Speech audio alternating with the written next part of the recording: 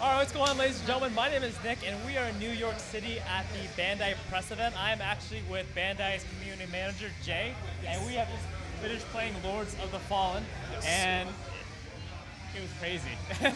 It kicked my ass, but in a good way. So, first, Jay, how about you just tell us some things about the game?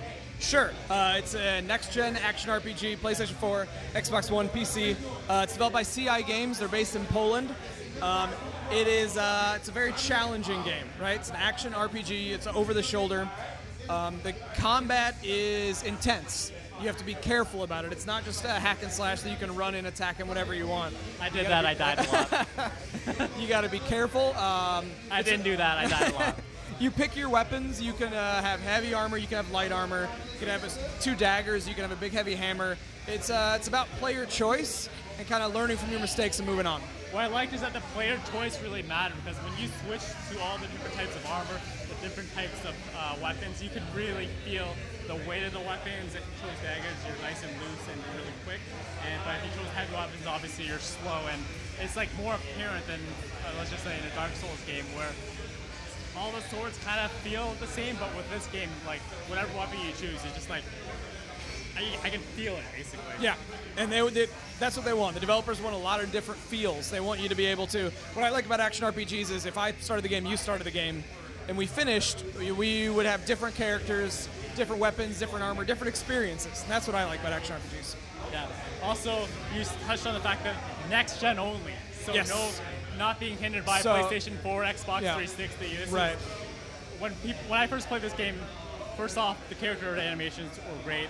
Yep. The frame rates were amazing, especially since like the game focuses a lot like on tight quarters, intimate, close to quarters combat, and with the fast frame rate, it's a constant feeling of tension the entire time. I mean, the developers wanted a vision, and that vision was a next-gen, amazing-looking RPG experience. So, I mean, the graphics you can see, they look great. So, PS4, Xbox One, PC, that's where those graphics are. And the important thing to note is PC launch day, right? Not a month later. Yes, that's the plan. PC bros, you get your game right away. No waiting. Yep.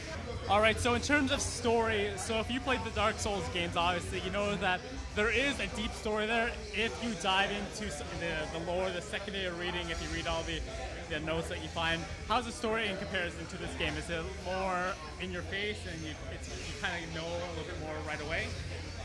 Yeah, the story is going to be a lot more straightforward. I'm going to tell you what's going on. There's a few cutscenes that'll set everything up for you. The main character, Harkyn, there's no character creation. You are Harkyn. He's the main protagonist. He's a bad guy. He's been outcast from society. He's committed all of these sins. And when these lords come and everybody's in trouble, they call on Harkyn to kind of come save everybody. So he is your guy, and that's set up for you. You don't have to go digging for that. The developers want this game to be very accessible. They want people to be able to jump in and play. Challenging, but open for everybody, too. In terms of flexibility of your armor, if you choose one single path, are you kind of set in stone of where you're going to go, or can you adapt along the way? You can adapt along the way. You can change it. Your class that you pick will affect your starting magic that you have. But if you pick a cleric and you want to have rogue armor and some daggers, that's totally fine. You can do that along the way. Okay.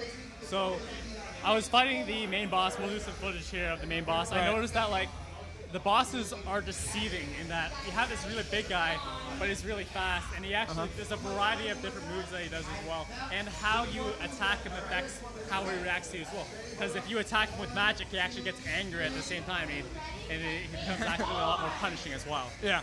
I mean, you have bosses like this. There's games out there that we've been doing bosses for a while, right? Yeah. So everybody kind of knows what to expect. So I think the developers really want to throw something different at you. They want you to learn. You're probably going to die against these bosses, but they don't want it to be like a secret. You just need to look. It's more about kind of precise timing, kind of figuring out when to attack, when to move out of the way, when to run, when to block. Especially if you're using a finesse character like the character that I was playing earlier. Although it took me a while to get it, but once you get it, it's so much more rewarding if you jump and take a guy's head off.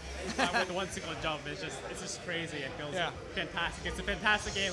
I can't wait to play it. When does it come out? 10/28 in the States, or 10/28 in the Americas, 10/31 in Europe.